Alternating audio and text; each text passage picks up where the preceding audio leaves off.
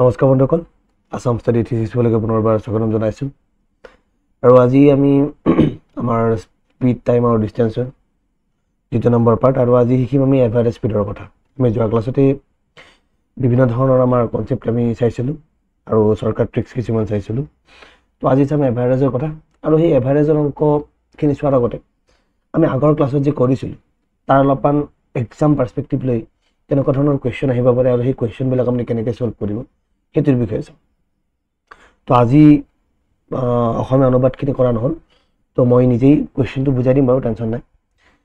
A policeman sighted a robber from a distance of 300 meters. The robber also noticed that the policeman and started running at 8 km per hour. The policeman also started running after him at a speed of 10 km per hour. Find the distance that the robber would run before being caught. তো কুৱেশ্যনটোত আপোনাক কৈছে যে এজন পুলিচমেন আছে, ঠিক আছে, ইয়াতে এজন পুলিচমেন আছে আৰু ধৰক ইয়াতে এজন চোৰ আছে, ঠিক আছে, ৰঙাজন পুলিচমেন এইজন চোৰ। তো এতিয়া কথাটো হ'ল ইহঁত দুটাৰ মাজত দূৰত্ব আছে 300 মিটাৰ। এতিয়া কি হৈছে, ই ইয়াক দেখিছে, ইও তাক দেখিছে, দেখি কি হৈছে, ই এইফালে দৌৰিছে, ঠিক আছে। তো আল্টিমেটলি কি হৈছে, ই যি দৌৰিছে, ই দৌৰিছে আপোনাৰ 8 কিলোমিটাৰ পাৰ আৱাৰত দৌৰিছে, আৰু এও দৌৰিছে আপোনাৰ 10 কিলোমিটাৰ পাৰ আৱাৰত।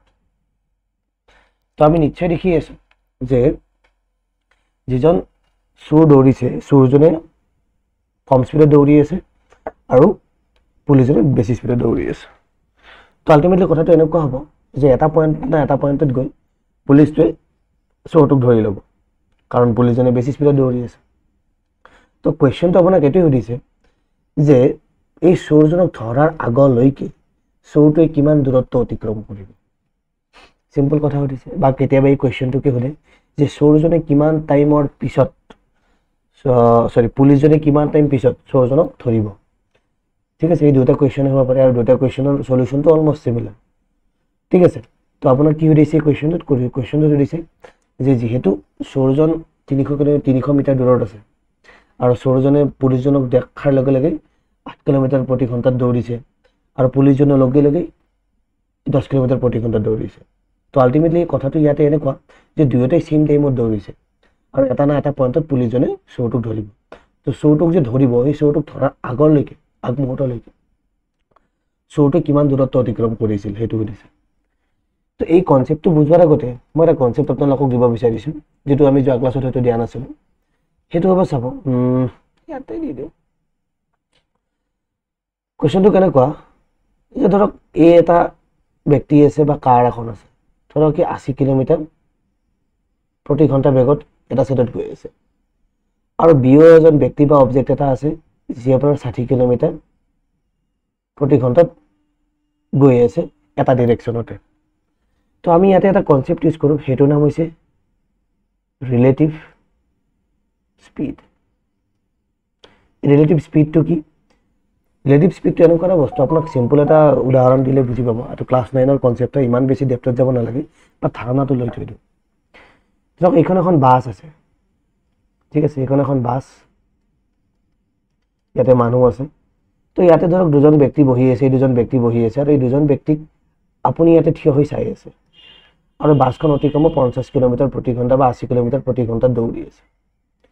তো যিহেতু এই চাইডত দৌৰি আছে, আপোনাৰ সাপেক্ষে যদি আপুনি চাই থাকিলে এই বাছখনৰ স্পীডটো আপুনি কিমান দেখিব? 80 কিলোমিটাৰ প্ৰতি ঘণ্টাত গৈ থকা দেখিব। কিন্তু এইজন ব্যক্তি আৰু এইজন ব্যক্তি, এই দুয়োজন ব্যক্তিৰ কাৰণে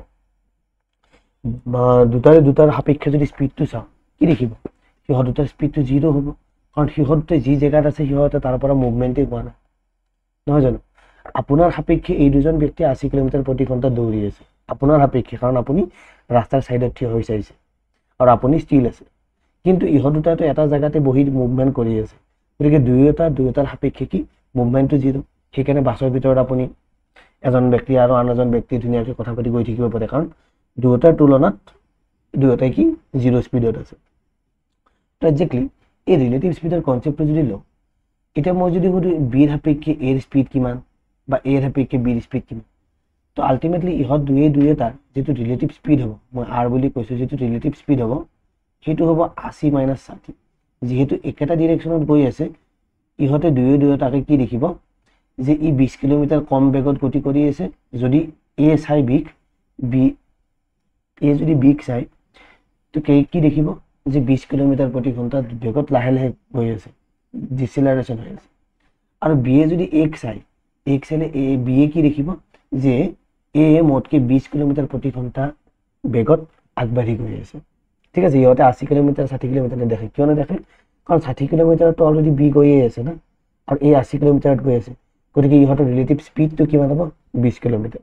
তো এনেকুৱা ধৰণৰ কনচেপ্ট আমি কি কৰিম, আমাৰ ট্ৰেইনৰ যিবিলাক সলিউশ্যন আছে ট্ৰেইনৰ সলিউশ্যনত আমি ইউজ কৰিম। তেতিয়া আমি সবিশেষ শিকিম।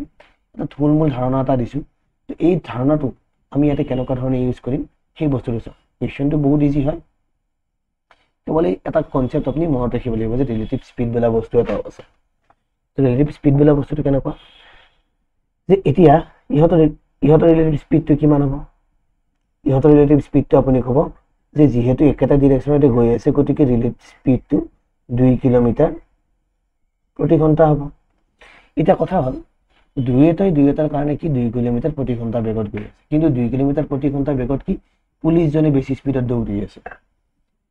ঠিক আছে, এতিয়া কথাটো হ'ল এই যে গোটেই ডিষ্টেঞ্চটো কাভাৰ কৰিছে, এই গোটেই ডিষ্টেঞ্চটো ধৰক এইখিনি মানে পুলিচটোক চোৰটোক ধৰি লৈছে।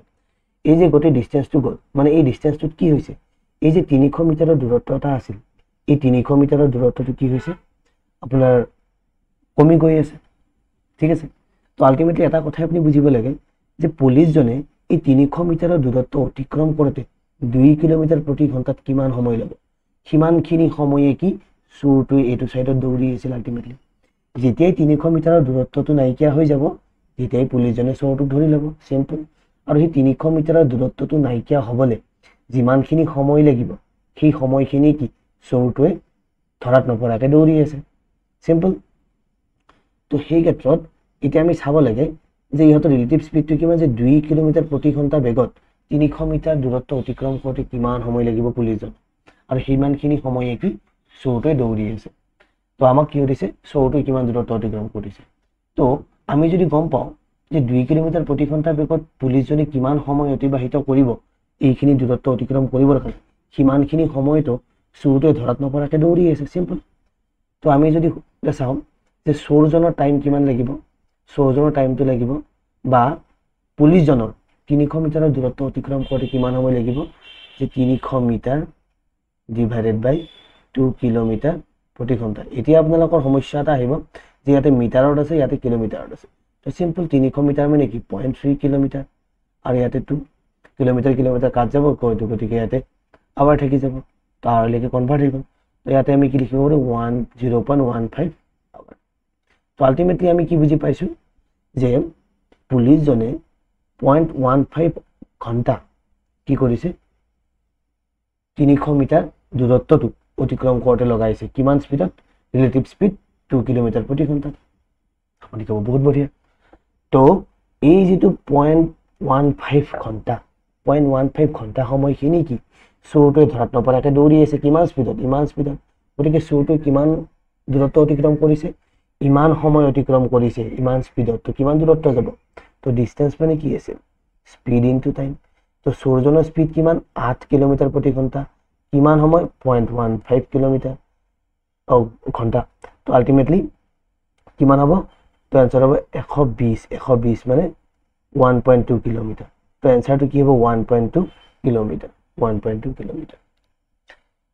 তো এই ৰিলেটিভ স্পীডৰ কনচেপ্টটোতে আপুনি কি বহুত ইজিলি কুৱেশ্যনটো চল্ভ কৰিব পাৰে। বাট বহুতৰ এতিয়া কুৱেশ্যন হ'ব যে ৰিলেটিভ কনচেপ্টটো মই এতিয়াও বুজি পোৱা নাই। মই আকৌ এবাৰ কৈছোঁ যে যেতিয়া দুটা অবজেক্ট বা দুজন ব্যক্তি ছেইম স্পীডত বা ডিফাৰেণ্ট স্পীডত গৈ থাকে এটা ডিৰেকশ্যনত, তেতিয়াহ'লে সিহঁতৰ ৰিলেটিভ স্পীডটো কি হ'ব? ডাঙৰটোৰ পৰা সৰুটো মাইনাছ, সিমানখিনি সিহঁতৰ কি ৰিলেটিভ স্পীড হ'ব।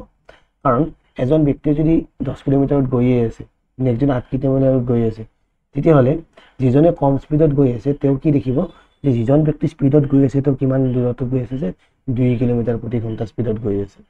যেনে আপোনালোকে এটা বস্তু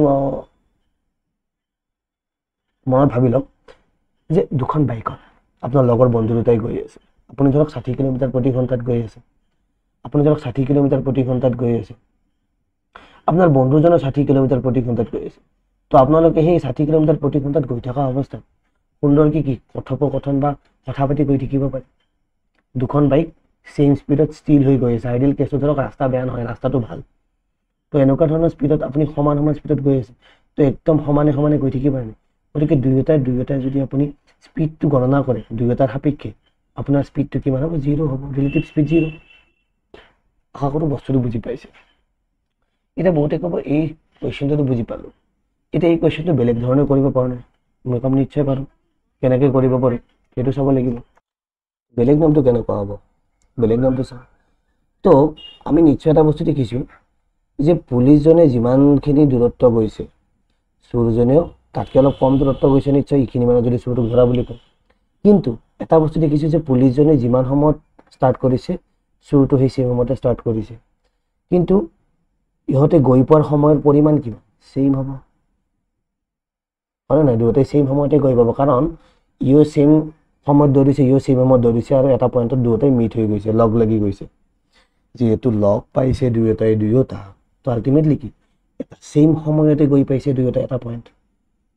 তো এইখিনি অৱস্থাত আমি কি ক'ব পাৰোঁ যে টাইমটো ছেইম আছে। আপুনি ক'ব যে টাইম ছেইম আছে, ডিষ্টেঞ্চ বেলেগ বাট টাইমটো ছেইম আছে। টাইমটো ছেইম থাকিলে আমি কি জানো?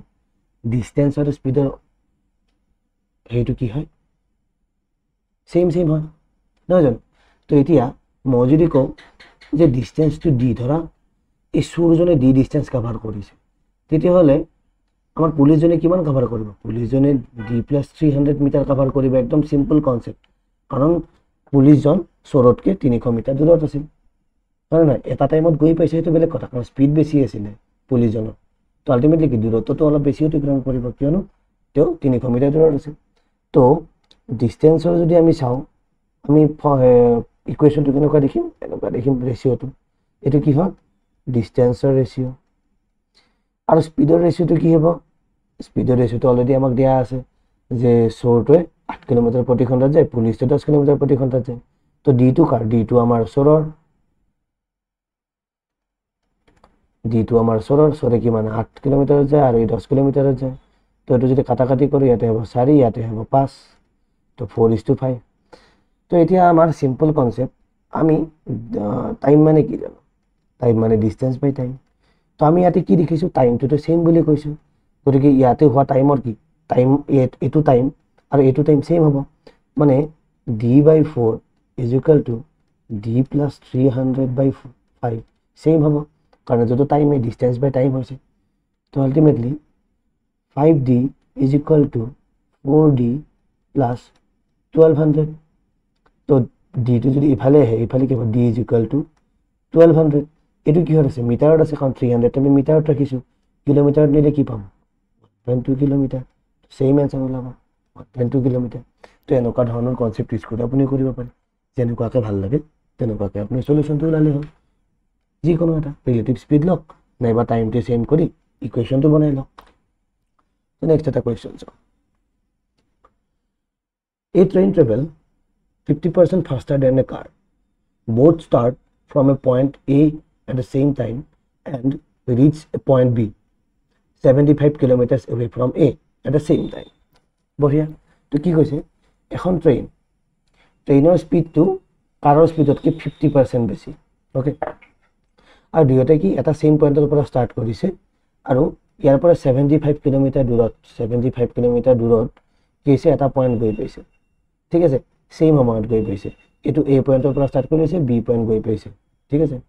On the other way, however the train lost 12.5 minutes, এইটো হোৱাইল হ'ব লাগিছিল, হোৱাইল ষ্টপিং এট ষ্টেচনছ।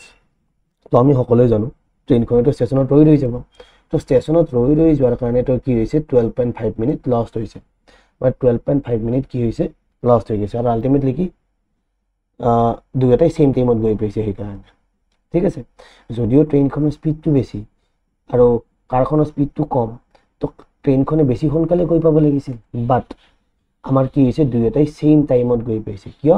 কাৰণ ট্ৰেইনখনৰ 12.5 মিনিটছ লেট হৈছে কিহৰ কাৰণে ষ্টেচনত ৰৈ যাওঁতে ঠিক আছে ষ্টেচনত ৰৈ গৈছে যাৰ ফলত তাৰ স্পীডটো কি হৈছে কমি গৈছে হয় নহয় তো এতিয়া আপোনাক কি সুধিছে যে what is the speed of the কাৰখনৰ স্পীডটো কিমান দেখাত বহুত টেকনিকেল কুৱেশ্যন যেন লাগে বাট কুৱেশ্যনটো বহুতেই ইজি কিয় ইজি কেনেকৈ ইজি সেইটো প্ৰথমতে চাই লওক প্ৰথম লাইনটোৰ পৰা চাওক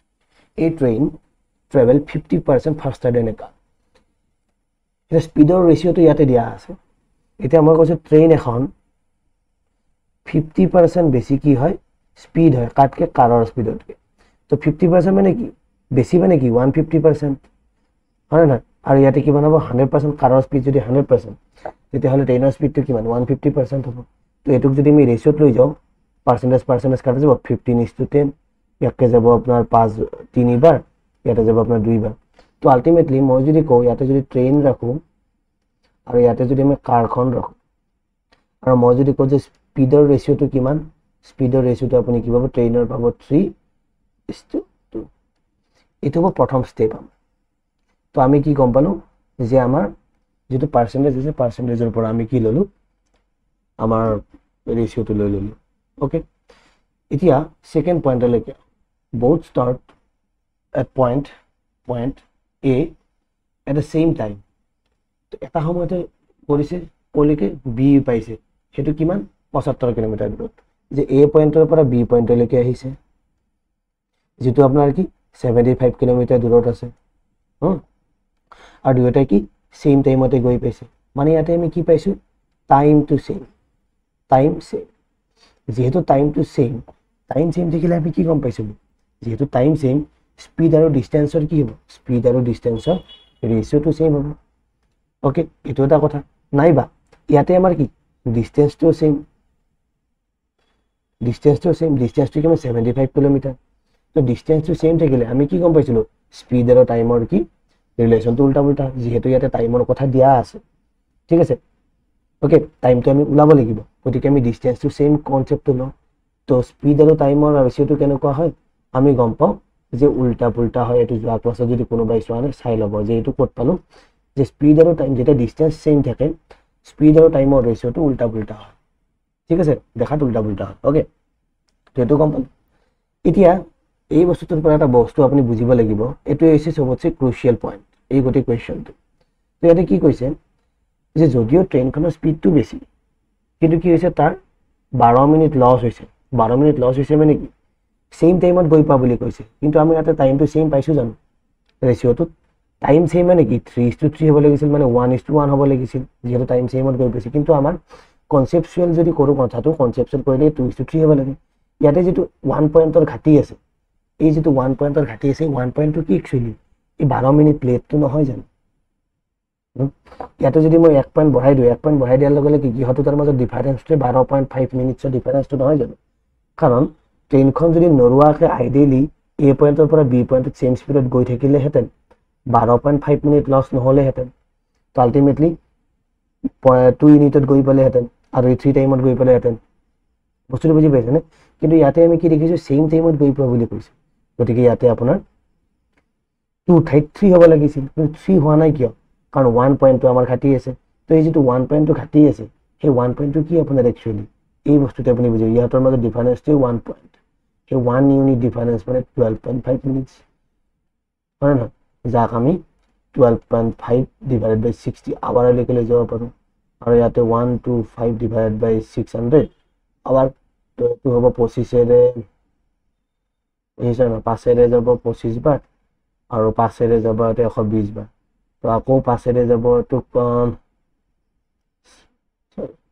5 এৰে 120 কিমান বাৰ যাব এটো যাব 2 বাৰ আৰু 4 বাৰ 24 আৰু 5 তো আলটিমেটলি আমি কি ক'ব পাৰো যে 5/24 আৱাৰ তো এতিয়া আমি কি গম পালো যে 1 ইউনিট মানে কিমান গতিকে অকল কাৰৰ কথা হদিছে ট্ৰেইনৰ কথাটো খুদা নাই গতিকে আমি কাৰৰটো চাম অকল তো কাৰৰ 3 ইউনিট মানে কিমান হ'ব 3 ইউনিট মানে 3 into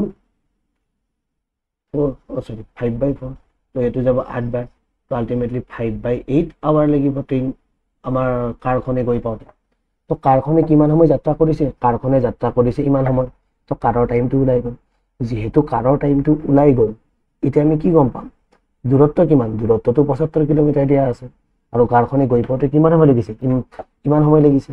যিহেতু ইমান সময় লাগিছে, তেতিয়াহ'লে আমি কি ক'ব পাৰিম, কি ওলাব পাৰিম, স্পীডটো ওলাব পাৰিম।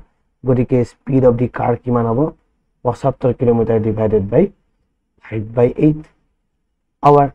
তো ইয়াতে আমি কি 75 ইনটু 8/5 হৈ যাব, 5ৰে এইটো 15 বাৰ যাব, আল্টিমেটলি 120 কিলোমিটাৰ প্ৰতি ঘণ্টা।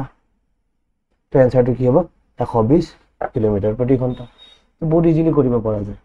ঠিক আছে, যদিও মই বহুত সময় বুজাইছোঁ, এই কুৱেশ্যনটো কৰোঁতে হায়েষ্ট 20 পৰা 30 ছেকেণ্ড লাগিব। ঠিক আছে, কেৱল কনচেপচুৱেলাইজ কৰিব লাগে।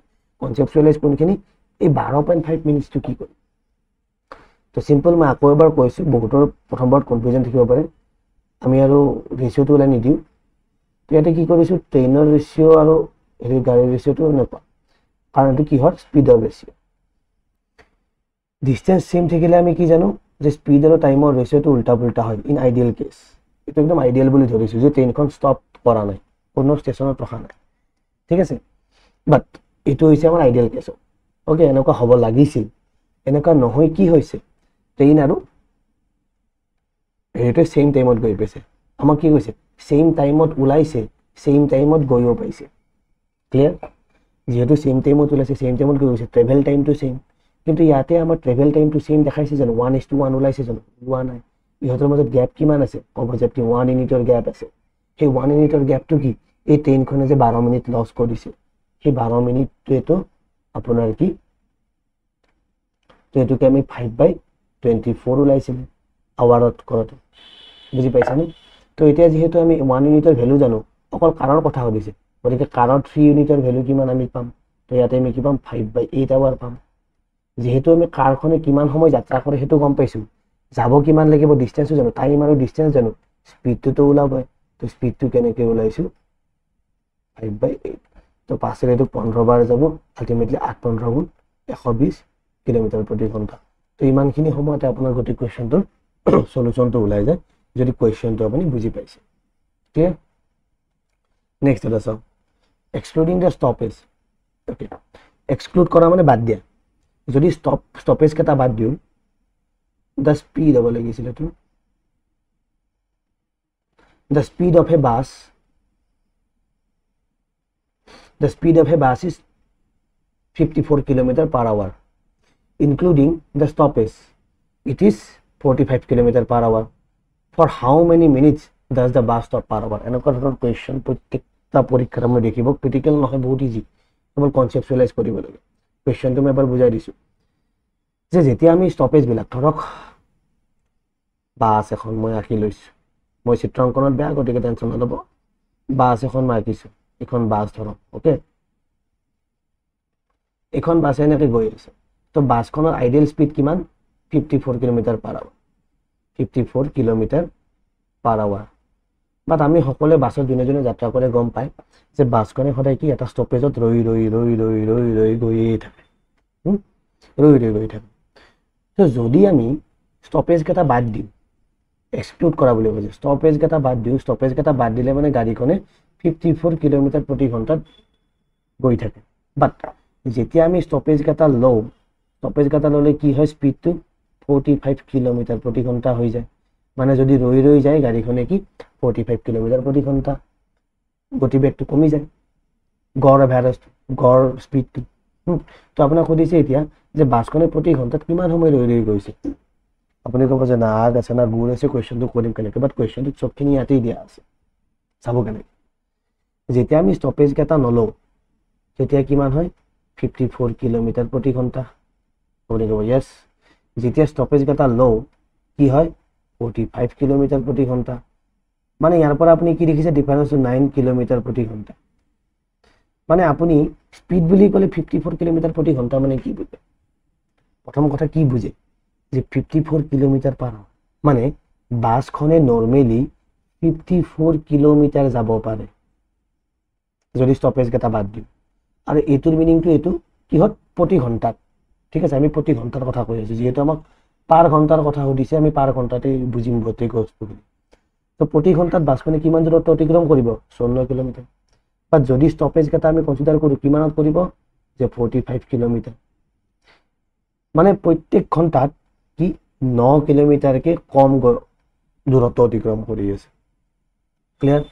প্ৰতি ঘণ্টাত কি কৰি আছে গাড়ীখনে বা বাছখনে 9 কিলোমিটাৰকে কি কৰি আছে কম দূৰত্ব অতিক্ৰম কৰি আছে। ঠিক আছে, তো বাছখনৰ গড় মানে স্পীড কিমান একচুৱেলি যেতিয়া ষ্টপেজ কেইটা বাদ দিওঁ, তো আল্টিমেটলি 54 কিলোমিটাৰ প্ৰতি ঘণ্টাত 9 কিলোমিটাৰ যাব লাগিলে যিমান সময় লাগে সিমানখিনি সময়তো বাছখনে ৰখি আছে আল্টিমেটলি। কথাটো বুজি পাইছানে? যে 54 কিলোমিটাৰ যেহেতু 9 কিলোমিটাৰ প্ৰতি ঘণ্টাত কমকে গৈ আছে, 54 কিলোমিটাৰ যাব লাগিছিল 45 কিলোমিটাৰকে গৈ আছে, যেহেতু 9 কিলোমিটাৰ কমকে গৈ আছে, 54 কিলোমিটাৰত যদি গৈ থাকিলেহেঁতেন 9 কিলোমিটাৰ যাওঁতে কিমান সময় লাগিব, সিমানখিনি সময়ে কি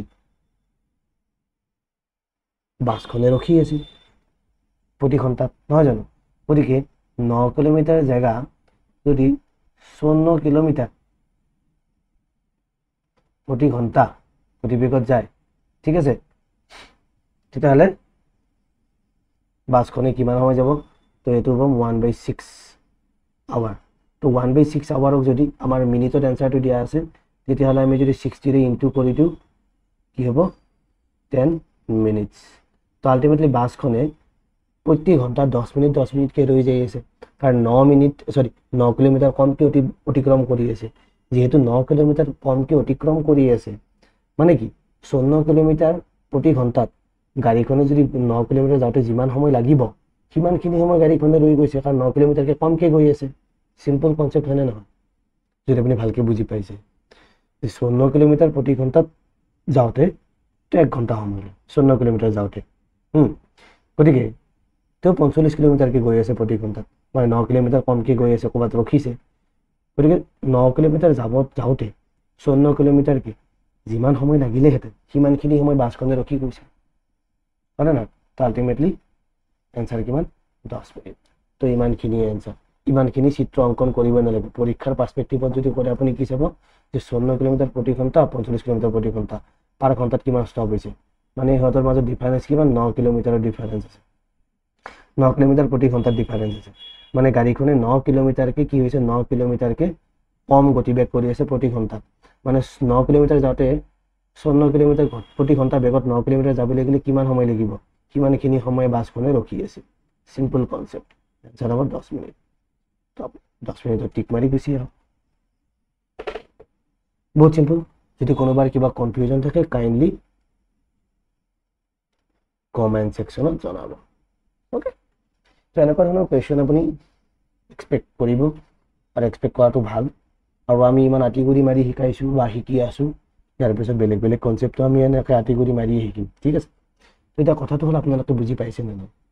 ঠিক আছে, যদি কথাখিনি ভালকৈ শুনিছে বুজি পাইছে, যদি এনেই শ্বৰ্টকাট ট্ৰিক্স মনত ৰাখিবৰ কাৰণে যিকোনো ভিডিঅ' চাই আছে, এনেকুৱা ধৰণৰ কুৱেশ্যন আপোনালোকে কৰিব নোৱাৰে। যদি শ্বৰ্টকাট ট্ৰিক্সটো আপুনি এসপ্তাহ প্ৰেক্টিছ নকৰে এনেকুৱা ধৰণৰ কুৱেশ্যন পাহৰি যাব। বাট যদি কনচেপ্টটো মনত থাকে যে 9 কিলোমিটাৰ প্ৰতি ঘণ্টা কম স্পীডত গৈ আছে মানে কি 9 কিলোমিটাৰ প্ৰতি ঘণ্টাত কমকৈ গৈ আছে, আইডিয়েল স্পীড কিমান 54 কিলোমিটাৰ, গতিকে 9 কিলোমিটাৰ যাব লাগিলে কিমান সময় লাগিব 54 কিলোমিটাৰ প্ৰতি ঘণ্টাত, সিমানখিনি সময়তে বাছখনে ৰখি আছে আল্টিমেটলি। চিম্পল। তো এই 3টা কুৱেশ্যন মই আপোনাৰ ওচৰত কৰিলোঁ। এনেকুৱা ধৰণৰ ঢেৰ সাৰা কুৱেশ্যন আছে যিবিলাক পৰীক্ষাত কণ্টিনিউৱাছলি আহি আছে। যা হওক, এতিয়া আমি আমাৰ যিটো আজি শিকা কথা আছিলে সেইটো হৈছে average speed. Okay, average speed মানেনো কি? এতিয়া একদম চিম্পল কনচেপ্ট, যিটো আপুনি জানে সেইটোৱে। স্পীড মানে কি? ইয়াতে মই অকল এভাৰেজ লগাম আৰু ইয়াতে কেৱল ডাঙৰকৈ লিখিম যে টোটেল ডিষ্টেঞ্চ ডিভাইডেড বাই টোটেল টাইম। এনেকুৱা ধৰণৰ কুৱেশ্যন আমি অলৰেডি কৰিছোঁ যোৱা ক্লাছতে, যদিও আমি ফৰ্মুলাটোৰ বিষয়ে ভালকৈ পোৱা নাই, নহয় জানো?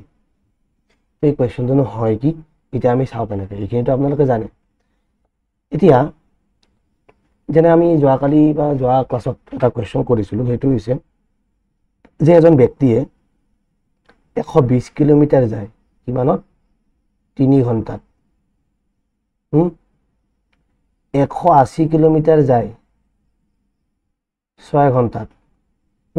এজন ব্যক্তিয়ে কৈছে যে 120 কিলোমিটাৰ প্ৰথম 3 ঘণ্টাত গৈ পাইছে, নেক্সট 180 কিলোমিটাৰ 6 ঘণ্টাত গৈ পাইছে। तर एभारेज स्पीड किमान আমি কি কৈছো average speed is nothing but total distance divided by total time simple তো total distance কিমান গৈছে 120 কিলোমিটার আৰু 180 কিলোমিটার মানে 120 plus 180 divided by total time কিমান 3 ঘন্টা প্লাস 6 ঘন্টা তো যোগ কৰিলে কিমান হ'ব ইয়াতে হ'ব 300 ইয়াতে হ'ব 9 তো কিলোমিটার পার আওয়ার ইয়াৰে এনসাৰটো জি ওলাই সেইখিনি আপোনাৰ এনসাৰ ভাবিবও নালাগে আপুনি তাৰ পিছত আশা কৰো বস্তুটো বুজি পাইছে ঠিক আছে তো এনেকুৱা ধৰণে আপুনি কি এই কোৱেশ্চনৰ সলিউশনটো কৰিব পাৰিব মোৰ ডাউট নাই যে আপুনি এভাৰেজ স্পীডৰ অংক যদি এনেকুৱা ধৰণে দিয়া থাকে আপুনি কৰিব নোৱাৰিব কাৰণ টোটাল ডিসটেন্স যিমান আছে যিমান টাইম গৈছে আমি হৰণ কৰি দিম আৰু কেতিয়াবা কি হয় এই ঘণ্টাবিলাক কেতিয়াবা মিনিটত দিয়া থাকে কাইন্ডলি আৱাৰলৈকে কনভাৰ্ট কৰি ল'ব বা সিমানখিনি আপোনাক উল্টা পুল্টা দি থাকিব বা কিলোমিটাৰটো মিটাৰত দিয়া থাকিব বা সিমানখিনি আপোনালোকৰ লগত খেলিব এই এনেকুৱা ধৰণৰ কুৱেশ্যন বহুত ইজি কুৱেশ্যন এটা কথা হল এনেকুৱা ধৰণৰ কুৱেশ্যন কন্টিনিউয়াসলি আমাৰ এক্সামত কেনেকুৱা কুৱেশ্যন আহিব যে এৰ পৰা বি পইণ্টলৈকে গৈছে ধৰক 60 কিলোমিটাৰ গতি বেগত আৰু ঘূৰি আহিছে ধৰক 65 কিলোমিটাৰ প্ৰতি ঘণ্টাৰ বেগত এতিয়া ইয়াৰ গড় স্পীড কিমান এনেকুৱা ধৰণৰ কুৱেশ্যন আপোনালোকে দেখিছে যদি কম্পিটিটিভ এক্সামৰ কাৰণে আপোনালোকে প্ৰিপাৰেচন কৰি আছে এনেকুৱা ধৰণৰ কুৱেশ্যন যদি আপোনালোকে কোনো ধৰণৰ কুৱেশ্যন পেপাৰ এটেম্প কৰা নাই দেন মই সিউৰিটি দিছো আপোনালোকে তেতিয়াহ'লে ভালকৈ এক্সাম দিয়া নাই ঠিক আছে আৰু যদি এনেকুৱা ধৰণৰ কুৱেশ্যন আপোনালোকে কৰা নাই তেতিয়াহ'লে মনত ৰাখিব আপোনালোকে স্পীড আৰু ডিসটেন্সৰ অংক কৰা নাই এতিয়ালৈকে ক্লিয়াৰ যদি এনেকুৱা ধৰণৰ কুৱেশ্যন আপুনি দেখাই নাই তো এতিয়া না ইয়াতে ডিসটেন্সৰ কথা দিয়া আছে না ইয়াতে টাইমৰ কথা দিয়া আছে ইয়াৰ পৰা আপোনাক স্পীডৰ এভাৰেজটো লাগিব তো আমাৰ বহু পণ্ডিতে কি কৰে 60 প্লাস 65 ডিভাইডেড বাই 2 আমাৰ এভাৰেজৰ ফৰ্মুলাটো লগাই ডাইৰেক্ট ফুল এনসাৰ ওলাব কেনে কেতিয়াও শুদ্ধ এনসাৰ নাপায় এনেকুৱা ধৰণে তো আমাৰ শুদ্ধ এনসাৰটো কেনেকৈ ওলাম তাৰ কাৰণে মই আপোনাক ফৰ্মুলাটো ডিডিউস কৰি দেখাও ঠিক আছে ফৰ্মুলাটো যদিও আপোনালোকে মনত ৰাখিব কিন্তু ফৰ্মুলাটো মই ডিডিউস কৰি দেখাও যে এ আৰু বি পয়েন্টত গৈছে ধৰক এজন ব্যক্তিয়ে S1 স্পীডত গৈছে T1 সময় লাগিছে আৰু যেহেতু দূৰত্বটো সেম ইফালে যাব আকৌ ইফালে ঘূৰিও আহিব ডিসটেন্সটো সেম থাকিব গতিকে ডিসটেন্সটো মই দি ৰাখিছো ক্লিয়াৰ তো এতিয়া ধৰক এজন ব্যক্তিয়ে S2 বেগত ঘূৰি আহিছে তো T2 সময় লাগিছে কাৰণ স্পীড ডিফাৰেন্ট টাইম বেলেগ লাগিব তো আমি যোৱা ক্লাছত কি কৈছিলো যেতিয়া ডিসটেন্সটো সেম থাকে আমি কি জানিছিলো আমি জানিছিলো যে যেটো স্পীড আৰু টাইমৰ আমাৰ স্পীড আৰু টাইমৰ আমাৰ ৰেশিও হয় হেতু কি হয় ডিফাৰেন্ট হয় উল্টা পুল্টা হয় তো আমি কি জানো যে স্পীড বাই T2 হ'ব চাগে and speed by T1 ঠিক আছে এনেকুৱা ধৰণৰ হ'ব নিশ্চয় এটো কথা আপোনালোকে ভালকে জানে এতিয়া এই বস্তুটো আপুনি সাইডত ৰাখি এই বস্তুটোৰ ওপৰতে এটা নতুন নুস্খা এটা লগাব নুস্খাটো কেনেকুৱা চাব এতিয়া যেহেতু গাড়ীখনে S1 স্পীডত গৈ আছে তো কিমান যাব d by T1 এনেকৈ যাব তো T1 মানে তো T1 মানে আপুনি ক'ব যে ডিসটেন্স বাই স্পীড ক্লিয়াৰ নেক্সট S2 কাৰণে কি কৰিব সেম d by T2 আৰু T2 মানে কি হ'ব d by S2 তো এই বস্তুখিনি জানো আপুনি কেৱল নিশ্চয় জানো তেতিয়া হলে এই গোটেই প্ৰসেসটো আমাক ইয়াতে কি বস্তু দৰকাৰ নাই আমাক এই গোটেই প্ৰসেসটো এই T1 আৰু T2 দৰকাৰ নাই কাৰণ যেহেতু আমাক অকল স্পীড দিয়া থাকিব গতিকে স্পীডৰ লগত সম্পৰ্ক মানে আমাৰ এভাৰেজ স্পীডটো কেনেকৈ ওলাই হেতু আমি কৰিব পাৰিম নহয় জানো তো আমাৰ এভাৰেজ স্পীডৰ ফৰ্মুলাটো কি আছে এভাৰেজ স্পীডৰ ফৰ্মুলাটো হৈছে যে total distance divided by total clear তো এতিয়া টোটাল ডিসটেন্স কিমান d যাব d ঘূৰি আহিব আলটিমেটলি কিমান হ'ব 2d টোটাল টাইম কিমান হ'ব total time T1 plus T2 ল'ব নিশ্চয় এভাৰেজ ফৰ্মুলাৰ আপুনি বস্তুটো কৰি আছে ইয়াতে ওকে তো এতিয়া এভাৰেজ স্পীডটো আমি কেনেকৈ ওলাম ইয়াতে আপুনি t2 আৰু t1 এর ভ্যালুটো বহাই দিয়ক ইয়াতে 2d থাকিব t1 মানে কিমান d by s1 t2 মানে কিমান d by s2 তো আলটিমেটলি যদি এটো মই কোৱেশ্চন কৰো ইয়াতে 2d লিখিলো মই এটা স্টেপ লিখি দিছো d2 যদি আমি কমন লওঁ তো ইয়াতে থাকিব s1 plus s2 s1 s2 এনেকুৱা ধৰণে হ'ব তো d কাটা কাটি যাব তো আলটিমেটলি মই কি কম 2 s1 s2 divided by s1 plus s2 তো এইটোই হ'ব আপোনাৰ কি এভাৰেজ স্পিডৰ ফৰ্মুলা যেতিয়া আপোনালোকৰ অকল স্পিড দিয়া থাকিব ক্লিয়াৰ এটা মই কি কৈছিলো কোৱেশ্চনটোত আপোনালোকৰ ফৰ্মুলাটো চাই লওক ফৰ্মুলাটো কি স্পিড এভারেজ মানে 2 s1 s2 divided by s1 plus s2 simple এটো ফৰ্মুলা মনত ৰাখিলে এটা যেটো মই কোৱেশ্চন কৈছিলো যে 60 কিলোমিটাৰ প্ৰতি ঘণ্টাত গৈ আছে আৰু ঘূৰি আহিছে 65 কিলোমিটাৰ প্ৰতি ঘণ্টাত এতিয়া আপোনালোকে এই কোৱেশ্চনটো কিবা ডিসটেন্স কিবা টাইম কিবাৰ বিষয়ে মেনশন কৰিব লাগিব আপোনালোকে নালাগে আমি ডাইৰেক্টলি কি কৰিম যে 2 into 60 into 65 divided by 60 plus 65 এটো ফৰ্মুলা যদি বহাই দিও আমাৰ আনসাৰটো ওলাই যাব সিম্পল তো এটো বাই 125 আমাৰ কিমান হ'ব 120 into 65 মানে তো 0 টো ৰাখিলো 12 5 গুণ 60 6 থাকিল 12 6 গুণ 72 72 তো 17800 এনেকুৱা ধৰণে হ'ব তো এটো যদি আপোনালোকে ক্যালকুলেশনস কৰে ক্যালকুলেশন কৰিলে আপোনালোকৰ আনসাৰটো ওলাই যাব আনসাৰটো এবাৰ ক্যালকুলেটৰ ইউজ কৰো যদি আমাৰ ক্যালকুলেটৰ ইয়াতে আছে where is my calculator okay ইয়াতে ক্যালকুলেটৰটো নাই যাওক বাৰু এটো যদি আপুনি সলিউশনটো কৰে এনেকুৱা ধৰণৰ সলিউশনটো আপুনি কি কৰিব পাৰিব আনসাৰটো ওলাব পাৰিব তো আলটিমেটলি ইয়াতে কিলোমিটাৰ পাৰ আৱাৰ থাকিব আপোনাৰ ৰিজাল্ট তো আশা কৰো ফৰ্মুলাটো বুজাৰ কাৰণে মই এইখিনি বস্তু কলো যে এভাৰেজ স্পিডটো নহয় কি তো এনেকুৱা ধৰণৰ কোৱেশ্চন আৰু এটা থাকে যে আমাৰ বোট আছে যেনেকৈ যোৱা ক্লাছত দেখিছিলো বোট আছে গৈছে 12 কিলোমিটাৰ প্ৰতি ঘণ্টাত ডাউনষ্ট্ৰীমত ঘূৰি আহিছে 6 কিলোমিটাৰ প্ৰতি ঘণ্টাত তো গতিকে এতিয়া আমাৰ হেৰি কিমান এভাৰেজ স্পিড কিমান তো আলটিমেটলি সেম ডিসটেন্স কিমান ডাবল ক্ৰস কৰিছে স্পিডৰ কথা কোৱা আছে এখন তো 2 into 12 into 6 divided by 12 plus 6 তো ইয়াতে কেন 12 সেকেন্ড 72 মানে 140 divided by 18 তো কিলোমিটাৰ পাৰ আৱাৰ ইয়াৰে যেটো সলিউশন ওলাব বা কাটা কাটি কৰিলে যি ওলাব সেইখিনি আপোনাৰ কি হ'ব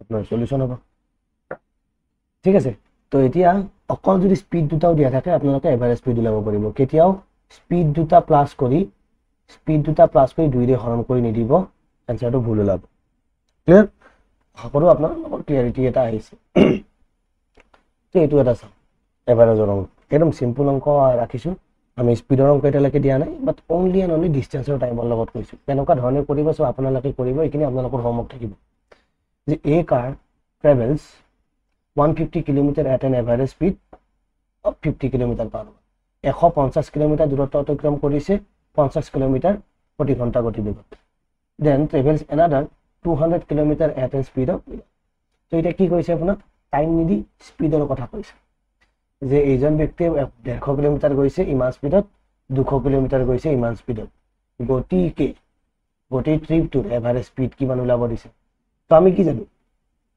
যে এভারেজ স্পিড মানে ভাই টোটাল ডিসটেন্স ডিভাইডেড বাই টোটাল টাইম সিম্পল তো যদি আমি হেনেকে জানোৱে তেতিয়াহলে ইয়াৰ পৰা প্ৰথম ফাৰ্স্ট কেস 1 ত আমি কি ক'ব পাৰিম টাইম কিমান লাগিব ওলাব নোৱাৰিম নেকি যে t1 বুলি ক'লো টাইম কিমান লাগিব টাইম লাগিব ভাই ডিসটেন্স বাই স্পিড ডিসটেন্স কিমান 150 হেৰি কিমান 50 তো 5 এৰে 0 কাটিলো 5 এৰে তো 3 তো আলটিমেটলি 3 ঘণ্টা ঠিক আছে প্ৰথম কেসটো 3 ঘণ্টা লাগিব সেকেন্ড 200 কিলোমিটাৰ আছে কেস 2 ললো কেস 2 ত আমাৰ কি আছে t2 টো কিমান লাগিব চাও যে 200 কিলোমিটাৰ কে গৈ আছে 40 কিলোমিটাৰ প্ৰতি ঘণ্টা কাটিলো যেবা 5 আলটিমেটলি 5 ঘণ্টা মানে t1 plus t2 কিমান হৈছে হ'ব যে আপুনি 8 ঘণ্টা হৈছে টোটাল ডিসটেন্স কিমান টোটাল ডিসটেন্স আপুনি ক'ব যে 150 plus 200 কিমান হৈছে এটো হ'ব আপোনাৰ